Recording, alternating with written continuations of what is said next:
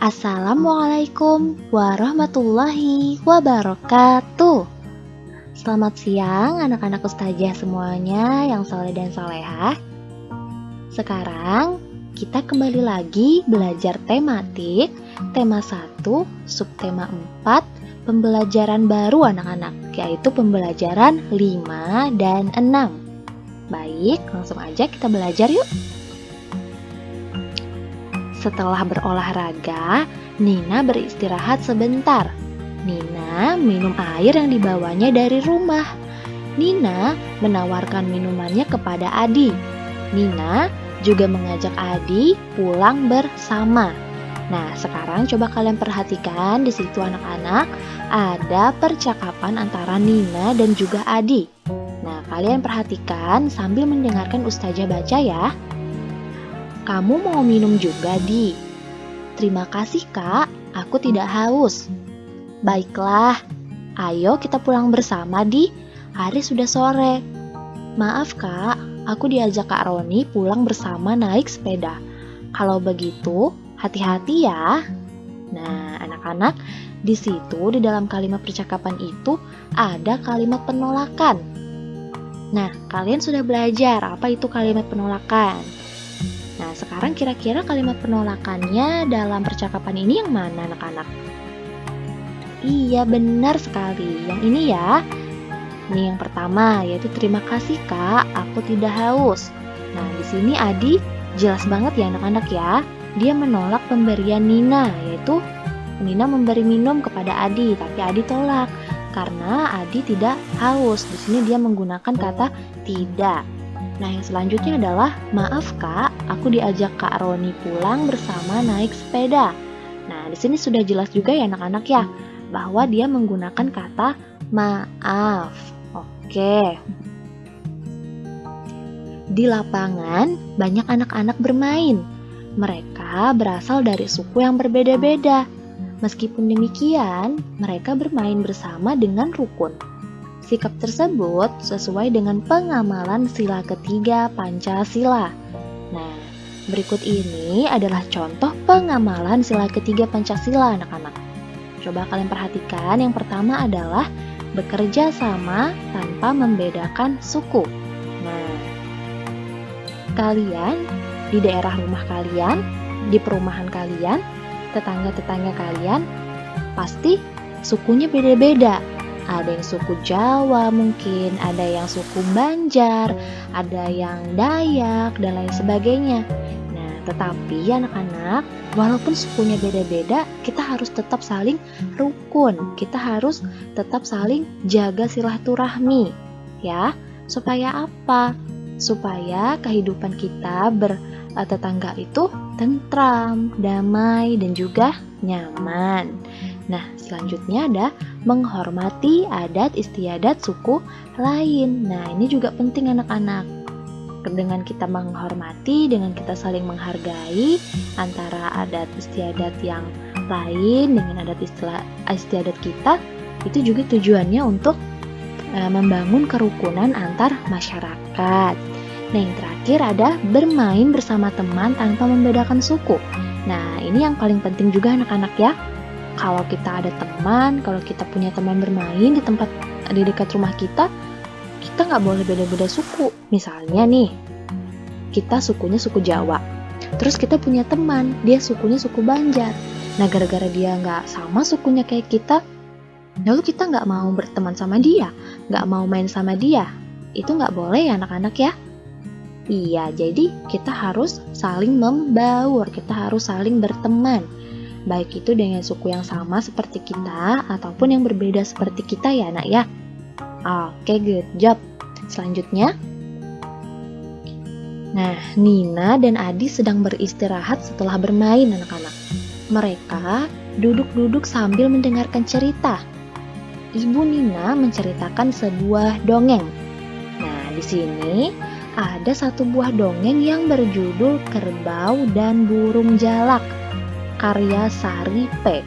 Nah, sekarang Ustazah akan menceritakan dongeng ini kepada kalian. Silahkan kalian dengar, dan nanti di dalam teks cerita ini Ada 2 buah kalimat penolakan anak-anak yang sudah Ustazah garis bawahi ya. Oke, dengerin ya. Kerbau dan burung jalak. Pagi itu, kerbau mencari makan di padang rumput. Tiba-tiba, burung jalak hinggap di punggungnya. "Hai burung jalak, mengapa kau hinggap di punggungku?" tanya kerbau.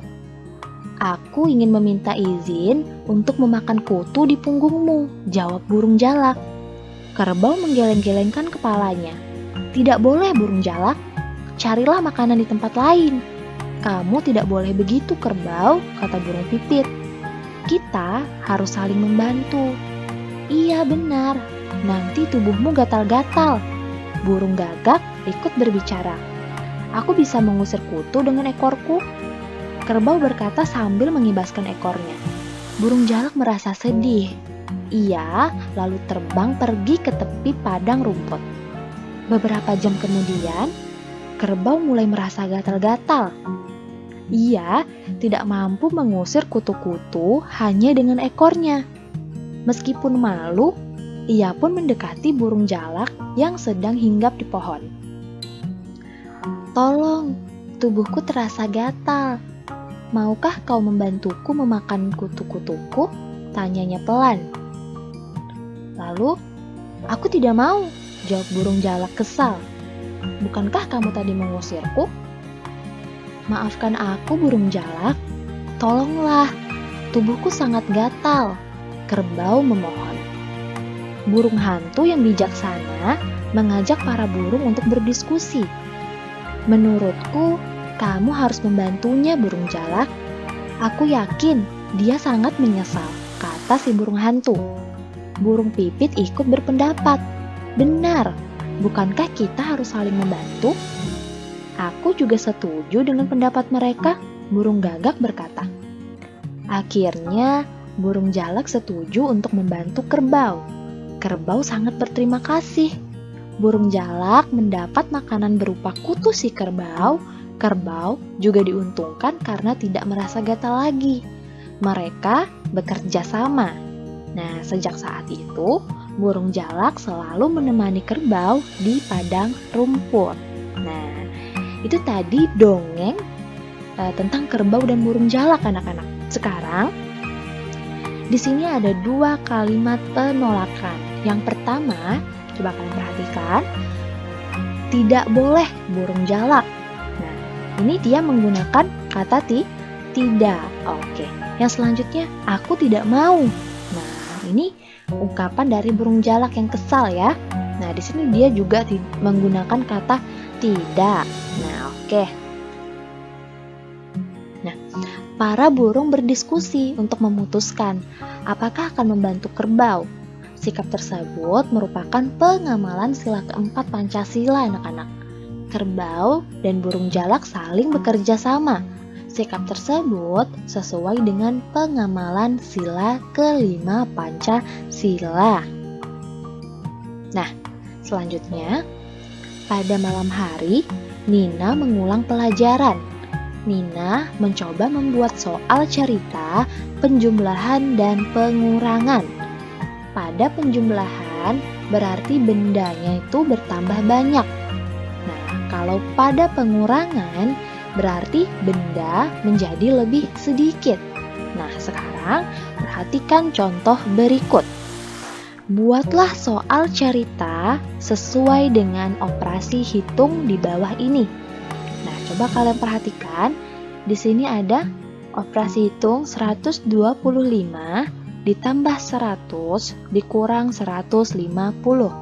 Nah, sekarang perintahnya adalah kita disuruh membuat soal cerita yang sesuai dengan operasi hitung ini anak-anak. Nah, kira-kira ada yang bisa? Oke, Ustazah kasihkan contoh ya anak-anak ya. Coba kalian perhatikan, untuk soal ceritanya Ustazah kasih contoh seperti ini anak-anak. Tentukan masalah yang berkaitan dengan penjumlahan, lalu pengurangan. Nah, jadi kita harus menentukan dulu anak-anak. Kita harus tentukan permasalahan untuk soal ceritanya nanti, kita harus penjumlahan dulu, baru ke pengurangan. Nah, misalnya kayak gini. Nina mempunyai 125 biji-bijian. Nih, sama nggak? Oke, sama. Nah, Lani memberi lagi 100 biji-bijian untuk Nina. Nah, di sini ada kata memberi lagi. Ingat, kalau memberi lagi itu artinya bendanya berkurang atau bertambah, anak-anak? Iya, benar, bertambah ya. Karena coba kita lihat nih, kalau untuk penjumlahan berarti bendanya bertambah. Nah, kalau untuk pengurangan bendanya berkurang atau menjadi lebih sedikit. Nah, sekarang awalnya Nina punya 125 biji-bijian. Terus Lani memberi lagi 100 biji. Nah, artinya kan bertambah banyak kan? Oke, jadi artinya ini adalah penjumlahan. Nah, lalu Nina memakai 150 butir biji-bijian untuk membuat hiasan. Nah, di sini lihat, Nina memakai, artinya dia menggunakan 150 butir biji-bijian. Berarti dia menggunakan, kalau menggunakan itu berarti artinya berkurang ya anak-anak ya? Iya, berarti ini termasuk contoh pengurangan. Nah, sekarang berapa sisa biji-bijian Nina sekarang? Nah, gitu ya anak-anak ya, untuk bikin soalnya.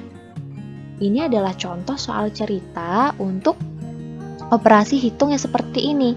Jadi kalian bebas kalau untuk soalnya buatlah soal cerita. Nah, itu kalian bebas anak-anak. Soalnya apa aja, yang penting kalian harus tentukan masalahnya dulu. Misalkan masalahnya kalian mau dimulai dari pengurangan, lalu yang kedua adalah penjumlahan. Nah, tapi di sini Ustazah memberikan contoh masalah yang berkaitan ini dimulai dengan penjumlahan lalu ke pengurangan. Jadi untuk cara pengerjaannya itu 125 ini kita tambahkan dulu 100. Lalu hasilnya berapa? Kalau sudah dapat hasilnya baru dikurangi dengan 150. Baru dapatlah hasil untuk sisa biji-bijian Nina. Nah, begitu ya anak-anak ya. Oke deh. Nah, itu tadi anak-anak materi kita hari ini. Ustazah ucapkan terima kasih banyak untuk anak-anak semuanya. Ustazah harap kalian semua dapat mengambil hikmahnya dan pembelajaran kita pada hari ini ya nak ya. Oke, agar dapat bermanfaat bagi kita semua.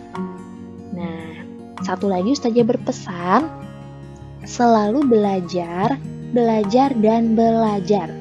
Jangan mudah menyerah, selalu semangat, dan jangan lupa berdoa ya. Semoga kita dapat segera bertemu, belajar bertatap muka.